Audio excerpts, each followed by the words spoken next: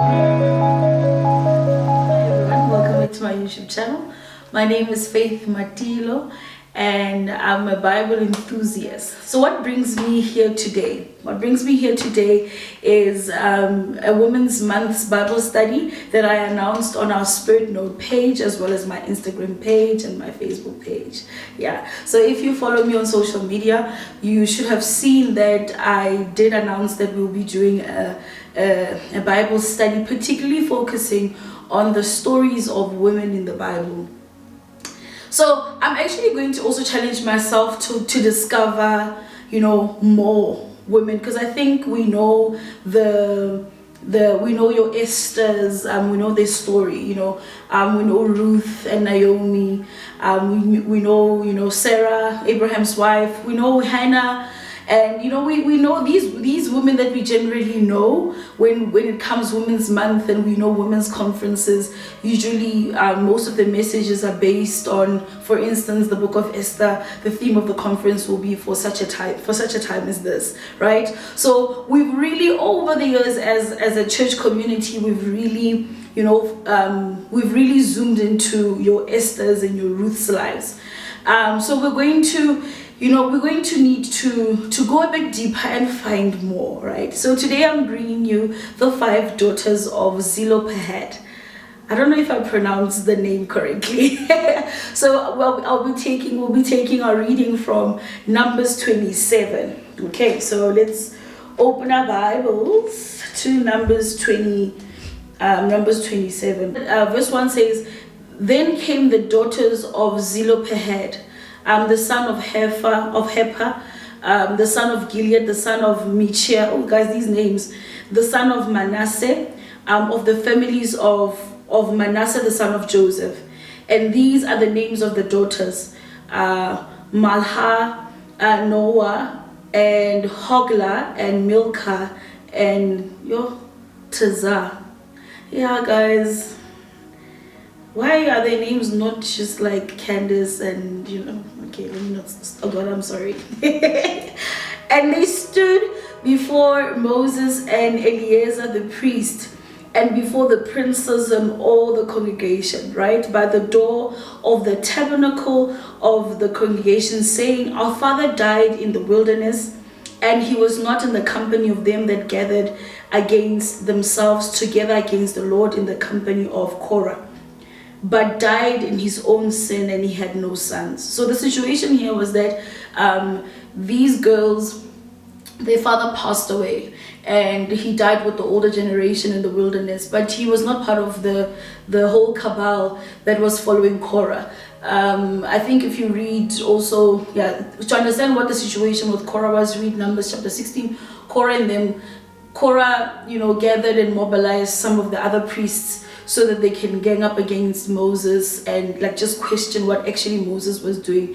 So these 5 girls, the daughters of Zelophehad, they lost their father, right? And they now it was time for obviously the land to be apportioned. So they couldn't get land because land was given to men, right, according to custom and the law, right? So, and they stood before Moses. So they went and they approached Moses and Eleazar the priest, right? So listen, they went to the top dogs. They went to the leadership, the head people in charge, to say, can we get a piece of land? Can we get a piece of land? Listen, there's no son. We understand that there's no son in our family because our father died and he left no sons. But does that mean that now we're not going to get land simply because we are women? And now the story goes and it says, why should the name of our father be done away from among his family because he hath no sons? And then they say, give unto us therefore a possession among the brethren of our father, right?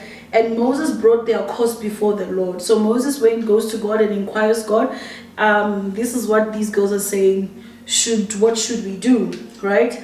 And then the Lord said unto Moses, saying, the daughters of Zelophehad speak right. What they're saying is right. Like God says, the NIV says, what they're saying is right.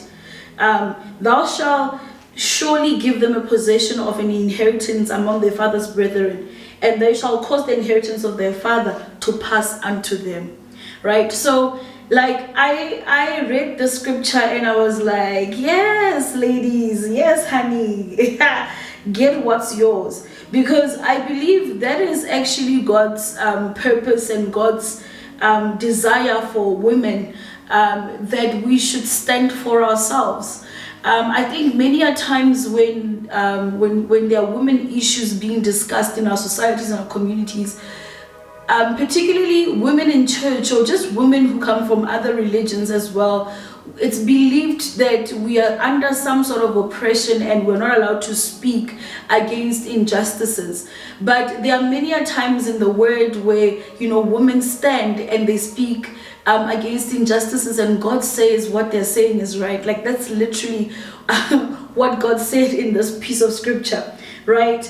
That they could have just accepted the state of their lives and just said, you know what, this is how things are and this is how things should be.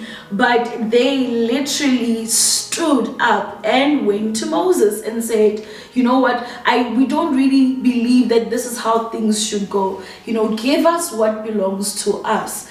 And I believe that is actually God's heart for women in our generation today, in the church, in our communities, in our families, in our workplaces, in all the various structures and societies where we find ourselves. We are actually being encouraged by scripture to stand up and speak up against any injustices or any misfortune that befalls us because of the system that has been built around us, right? There's a system that has been built to kind of like, make women secondary, right?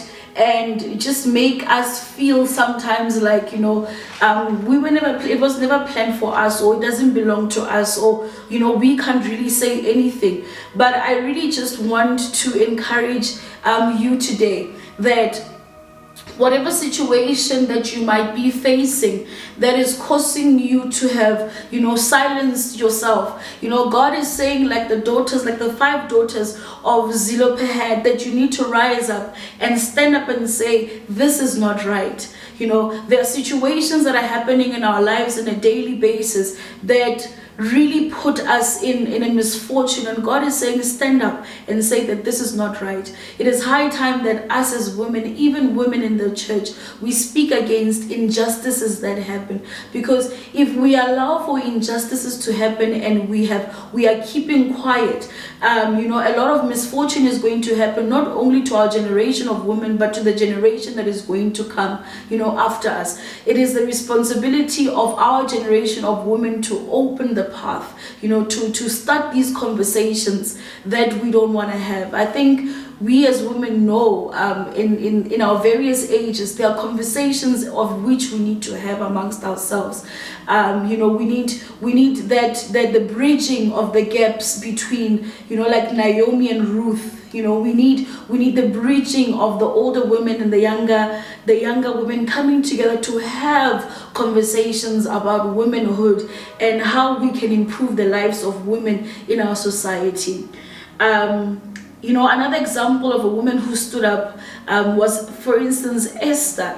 Esther's the Jews were going to get killed, right? They were going to get killed. Haman was going to wipe out all of them. And like I'm saying to you guys, we've had this theme of a conference, this theme for conferences for such a time as this, and in Esther, in the time that she needed to rise up, she rose up and she took responsibility. And had she not risen up, her whole community would have been wiped out. But she rose up and she did something, and she stood in the gap and she made things happen. God is calling us unto boldness. We need that boldness as women. It is no longer a portion for us to just sit around and watch things happen around us. We really need to speak up against injustices. We need to stand, even in leadership positions, to ensure that misfortunes and injustices no longer happen against us and our children. yeah, God is raising a generation of women that is going to stand, and they're going to use their voice to make sure that these injustices that have been happening to not only us but the generations that are going to come after us and the generations that were before us no longer happen again. So yes, guys, so the first the first insert today is about the daughters of Zelophehad. Please read the scripture and comment down below and tell me what you think. How can we voice out? How can we speak against injustices as women in the church? How can we speak against some of the misfortunes that we have seen happen? How can we participate in the conversation, the broader conversation of the livelihood of women in our country and in the world, in our continent at large? Like how can we speak up, and how can we be involved? Please let me know down below, and let's have an ongoing conversation as we are being inspired by these 5 girls as well as Esther today. I hope you will be blessed. Thank you.